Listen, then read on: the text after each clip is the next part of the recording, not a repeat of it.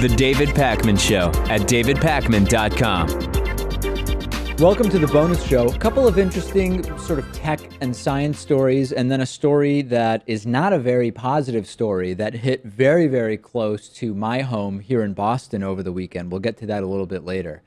There is a star called Epsilon Eridani, and it's about 10 light years away from our sun. It's similar to our sun, but it's about 20% as old.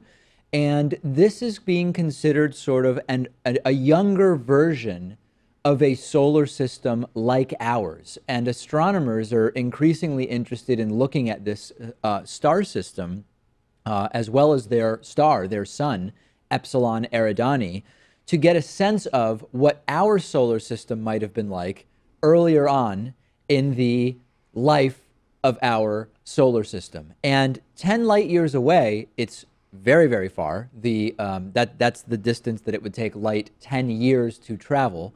But comparatively speaking, when you're talking about millions of light years or even billions of light years, 10 light years is actually not that far. Yeah, and compare that to the TRAPPIST planets. I think a few months ago it was discovered that there are 7 Earth-like planets surrounding a star, and that's 40 light years away. So, right. I mean, much, much closer than that, at least. I've been reading Carl Sagan's book, Cosmos, the 1980, 81, 82. I don't remember exactly when it was written. Real classic. And it has a number of chapters about just the sheer size, not of the universe, just of the observable universe, because we're limited. Even though we can see, I don't even want to misstate it, but it's some insane number of light years away, which basically lets us see many, many light years into the past when you sort of think about what it is that we can see through our telescopes. That is only a fraction of what we surmise is the total size of the universe. And that's why it's pretty cool that we can see this star at a particular phase of its life. Yeah. And as you said, it's only 20% the age of our own sun. That puts it at less than 1 billion years old, which is pretty young, relatively speaking. And there's leftover stardust. We can observe the planets. There's asteroid belts. It's very similar in that way. It does sort of not coincide with someone who might have the belief that we have a 6,000-year-old universe or Earth or whatever.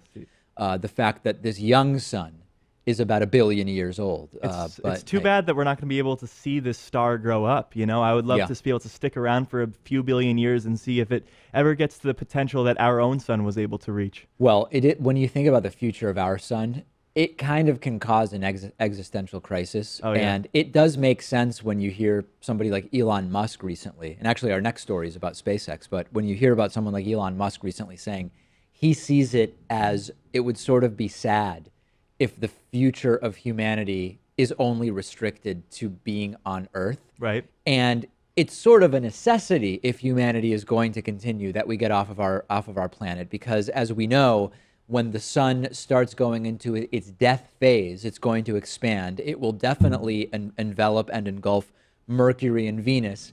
If it doesn't engulf the Earth, it will become so hot that all of the oceans will boil off, and it's not going to be a nice place to live, needless to say. And our sun is about 4.5 billion years old, and I think given its size, that puts the sun at about the middle of its life. Yeah. And also, to go what you said, Stephen Hawking predicts that we have about 1,000 years to get off of the Earth. I'd imagine we have to go to a different solar system, because just going to Mars isn't going to cut it if the future of our own sun is in jeopardy. And of course, you know, these are 2 different time spans. Yes, one's 1,000 years, that's nothing, and compared to a few billion years.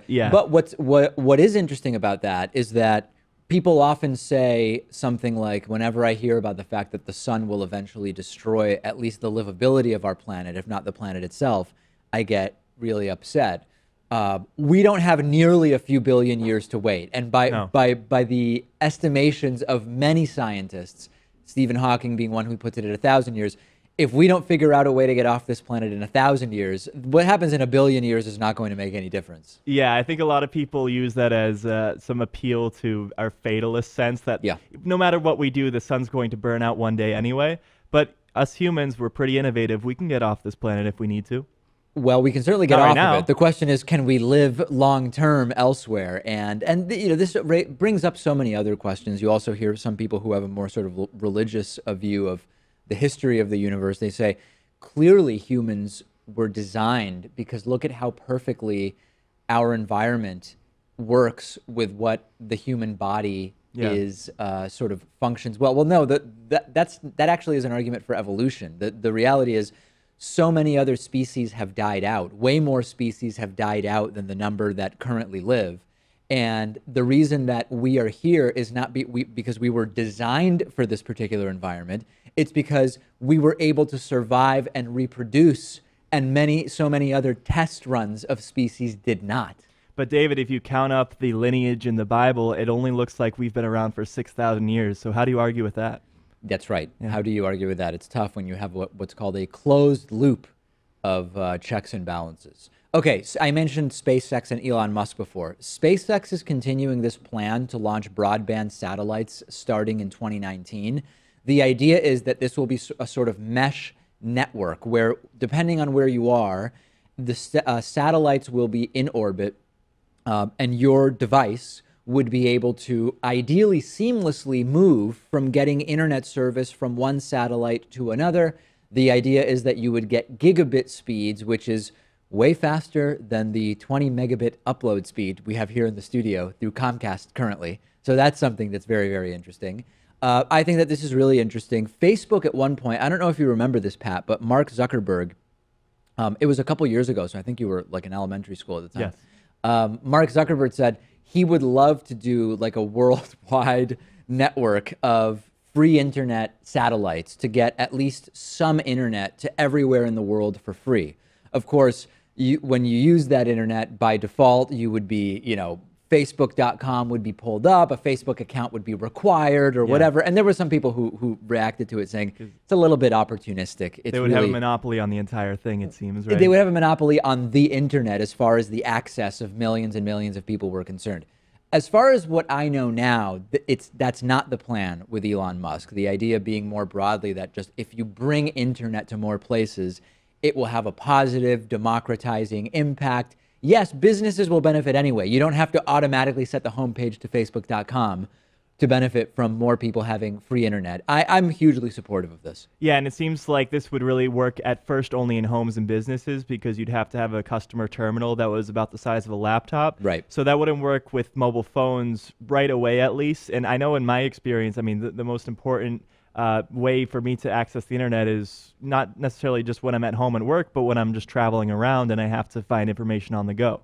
So I think that's the next step. I find that other than app usage, like, if there's an urgent email or if I need to acutely look up something, I'm still doing most of like if I really need to do things, right? If I need to look at my credit card statement, or if I need to make an order on Amazon or whatever, I've not yet transitioned to doing that on my phone. Okay. Even though I could, right? My bank has an app, my credit card has an app, Amazon has an app, whatever.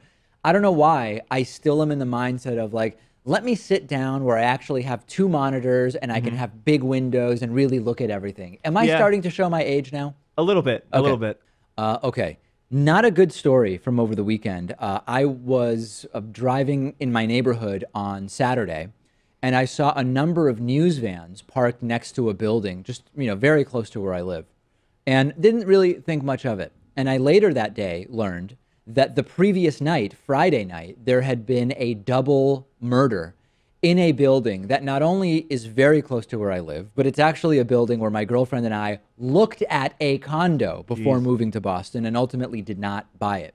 And this was, a lot of the details are still very murky, but what we know is that they were on a high floor. The victims, they were a couple. They were on a high floor in the building. It's at a penthouse. Penthouse. So it's the very top floor? Top floor, yeah. Although with some of these buildings, they call it a penthouse, but there's still like, a shared floor on top of that. But in any case, it was probably the top floor, if not very close to it. And an individual got in. This was a floor where someone, as far as what we know now, someone would have had to have let the person in.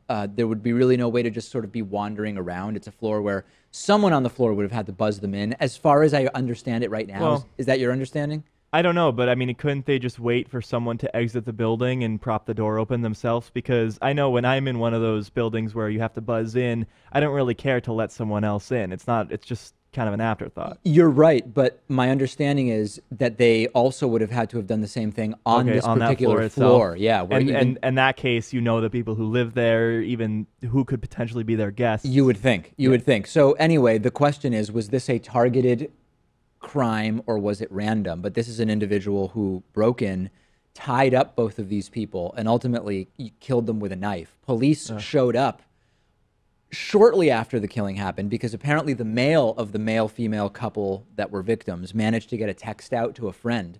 That friend called the police showed up, the killing had already taken place. The perpetrator was taken into custody without having been killed, although a couple police officers were injured and shots were fired, and everybody in my building and really in the whole neighborhood now is sort of like, what do we need to do now? And I don't know, you know, if we get one of those alarm systems, right? I'm in a building where you can't really alarm the entire building because there's people coming in and out all the time. How do you really do that? Every single time someone comes in, you got to push a code.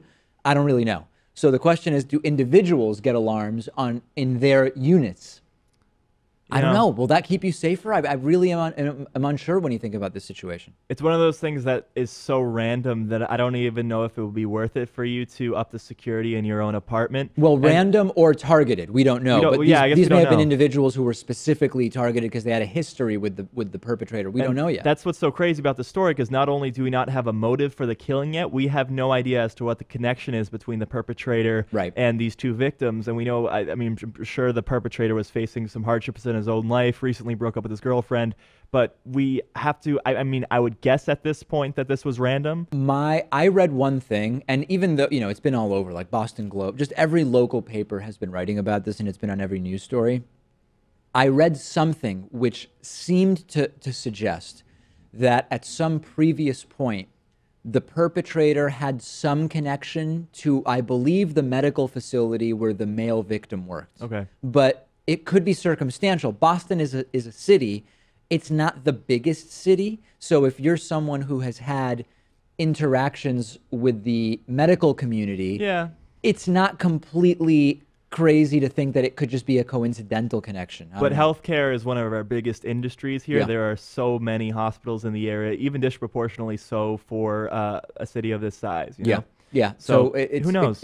We don't know. We don't know. But in any case, pretty scary stuff, and it's been tense. I mean, overall, your neighborhood isn't much more dangerous than any other neighborhood in Boston. Maybe not the safest, but certainly among the waterfront area of where you live. I mean, I wouldn't be too worried. That's the thing. When this happens, it's similar to when there's a terrorist incident, where all of a sudden, because of the amount of reporting about a certain issue, people sometimes start to feel as though it is much more likely that a particular type of incident will happen, even though it is still incredibly unlikely. It's much more likely that you would be, you know, in a car accident and get killed, and you don't even think about the risk of driving for the most part.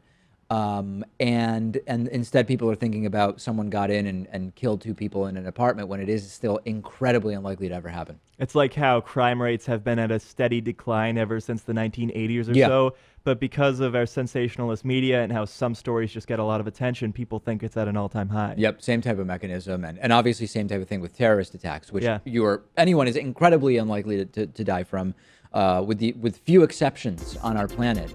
But yes, so anyway, that's what took place. You can find the article and learn more about it. It's very, very easy to find online. That's it for today's bonus show. More tomorrow. The David Pakman Show at davidpakman.com.